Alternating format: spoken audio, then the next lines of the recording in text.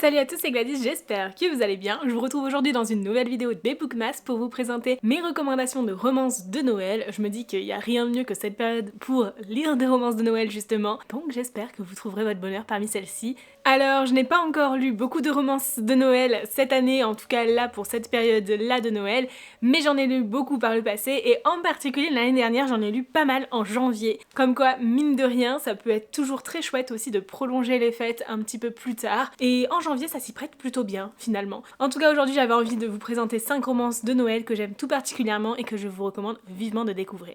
On commence tout d'abord avec l'un de mes plus gros coups de cœur de ce début d'année, c'est Vous reprendrez bien un peu de magie pour Noël de Karen Pont aux éditions du Fleuve. Je l'ai lu en janvier et clairement ça a été une claque, j'ai adoré ce livre et je me suis rendu compte que finalement j'aimais beaucoup plus ces romances de Noël qui amènent à la réflexion et qui tournent peut-être un petit peu moins autour de l'histoire d'amour, puisque c'est pas ce qui est le plus présent ici, mais ici on va surtout retrouver la réflexion autour de soi-même, une introspection qui est super intéressante et clairement c'est une pépite à découvrir absolument, vous n'avez pas d'excuses, ce livre existe dans tous les formats possibles et imaginables, même en audio, donc vous ne pouvez pas passer à côté. Ici on va suivre Victoria qui dirige d'une main de fer son entreprise, mais elle est tellement focus dans le travail qu'elle laisse complètement passer tout le reste à côté, et finalement elle se rend pas compte, mais elle est plutôt odieuse avec certaines personnes. Parce que pour elle, les relations humaines c'est plus une perte de temps qu'autre chose.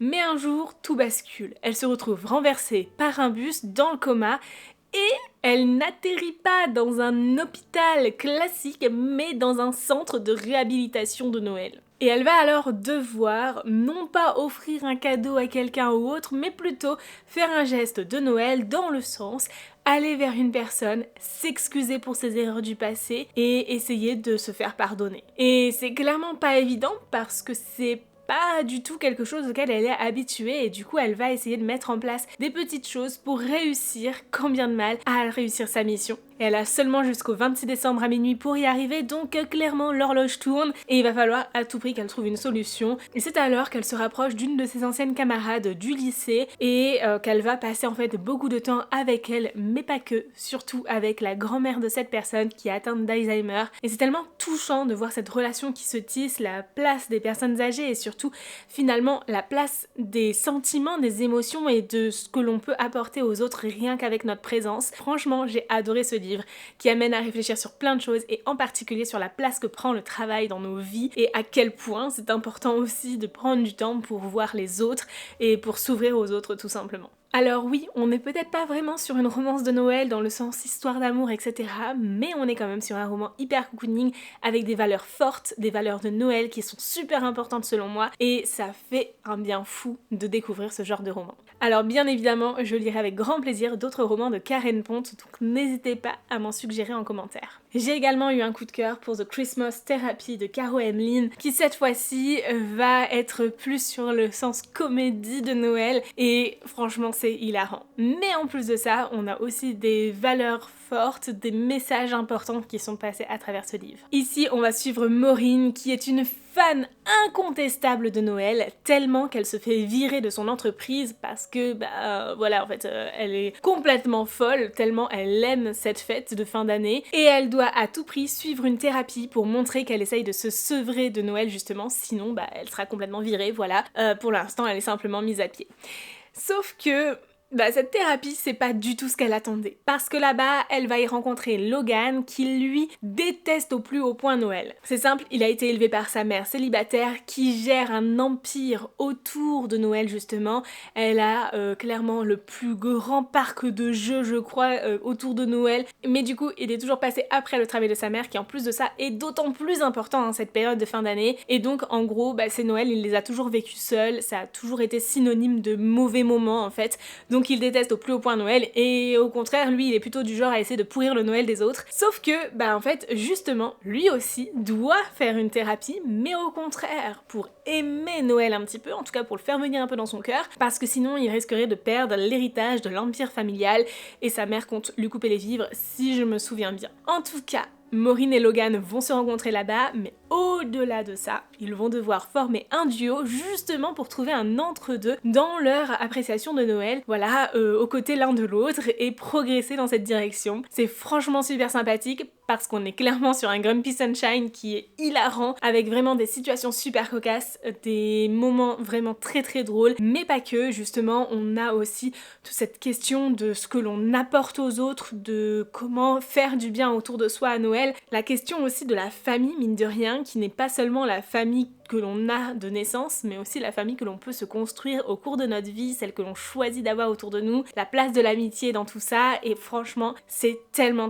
bien. Et en plus de ça, il y a aussi toute cette notion de faire plaisir autour de soi, faire du bien à ceux qui en sont le plus démunis et qui en ont le plus besoin, en particulier à cette période-là, qui est très froide et difficile à vivre pour certains. Et franchement, j'ai adoré. Vraiment un livre que je ne peux que vous recommander si jamais vous souhaitez découvrir ce genre de comédie romantique de Noël avec à la fois de l'humour et des messages forts. Je continue ensuite avec Rendez-moi Noël de Juliette Bont aux éditions Collection Étage, qui cette fois-ci va sortir un petit peu du lot puisqu'on va être plus sur une enquête. D'ailleurs, j'ai jamais lu de Cozy Mystery de Noël, c'est vraiment un genre à part entière dans les romans de Noël, donc n'hésitez pas à m'en recommander, je serais bien curieuse de découvrir ce genre-là, qui je pense pourrait beaucoup me plaire, puisque ici, justement, on a une petite enquête mine de rien. On va y suivre Robin Ferguson, qui n'est pas vraiment du genre à être rancunière, mais à un moment donné, faut pas pousser mémé dans les orties, c'est sa famille qui organise tout le temps la célébration de Noël dans leur village d'Écosse, et cette fois-ci, la famille Burns, à qui tout réussit, qui est clairement la famille pleine aux as de cette région-là, a décidé d'organiser Noël et de célébrer ça avec, en plus de ça, un énorme événement pour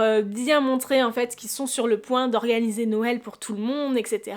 Les Ferguson sont complètement mis de côté, mais pour autant, ils sont quand même invités à cet événement. Alors bon, vu la situation, Robin est un petit peu réticente à l'idée d'aller dans le château, le manoir, bref, la demeure immense des Burns, mais elle y va quand même, et suite à cette soirée d'inauguration, il y a des lettres familiales d'une importance capitale qui ont disparu. Forcément, la première personne accusée de vol, c'est Robin, puisqu'elle y était et que on sait très bien voilà, que sa famille n'accepte pas que les Burns prennent le relais pour organiser Noël dans cette ville. Mais en même temps, Robin elle sait qu'elle n'a rien à se reprocher et du coup elle va tout faire pour enquêter et savoir qui est le réel coupable, qui fait que sa famille est accusée à tort. Mais bien sûr, enquêter seule ne suffit pas et elle se retrouve alors du coup à enquêter en compagnie de Walter Burns, son ennemi juré. Mais bon, c'est un peu sa seule solution pour pouvoir accéder à la demeure des Burns et avoir les preuves nécessaires justement pour prouver l'innocence de sa famille. C'est un livre que j'ai tellement aimé.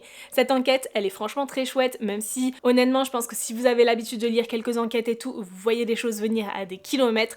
C'est clairement pas le livre qu'on va lire pour l'enquête, mais plus pour l'ambiance écossaise, l'ambiance d'enquête qu'il y a autour. Franchement, c'est très sympa et je le verrai vraiment très bien adapté en téléfilm de Noël par exemple.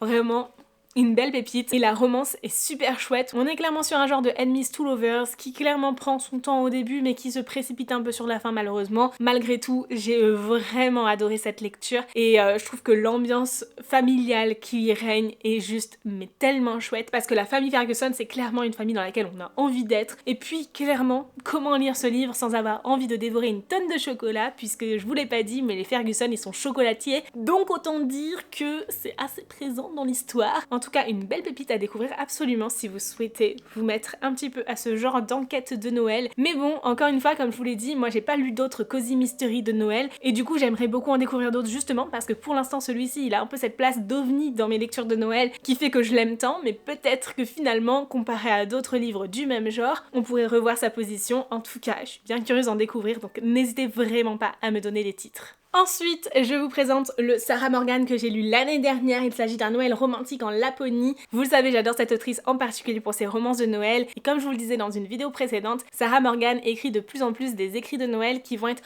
autour de valeurs fortes, de valeurs familiales. Et ici, encore une fois, il n'en démord pas et franchement j'ai trop aimé. En plus on a plusieurs points de vue, ce qui fait que c'est super intéressant. Alors intéressant mais frustrant aussi parce que du coup parfois les personnages continuent d'évoluer en dehors de notre champ de vision et donc il y a des choses qu'ils font que l'on ne voit pas. Et du coup on a ce sentiment parfois, enfin en tout cas moi c'était mon cas, d'être un peu à distance de la romance qui se tisse. Dans cette histoire, on va suivre toute une famille Voilà, comme ça c'est dit. D'un côté, on a Christy qui est mère de famille et qui voit en fait son couple s'étioler un petit peu avec le temps. Elle sent qu'il y a une distance qui s'installe avec Seb, du coup son conjoint, et qu'il y a des non-dits entre eux et en fait que finalement, ça la blesse énormément, elle perd même confiance en lui et donc, bien qu'elle se fasse une joie folle de retrouver sa tante pour passer les fêtes en Laponie avec leur fille, montrer les aurores boréales à sa fille, etc. Et bien en fait, elle va décider de décaler leur venue en Laponie pour passer un petit peu de temps juste avec son mari, de manière à mettre un petit peu au clair les choses et peut-être à raviver cette flamme entre eux. Et donc elle choisit quand même d'envoyer Holly, donc sa fille, en Laponie, mais elle ne va pas partir seule puisqu'elle sera accompagnée d'Alix, sa meilleure amie. Christy est donc beaucoup plus en confiance ainsi, puisqu'elle sait que sa meilleure amie sera là et sera présente pour s'occuper de sa fille, mais en même temps, Alix, de son côté, elle est un petit peu réticente, puisque les enfants, c'est pas trop son truc, elle sait pas du tout s'en occuper.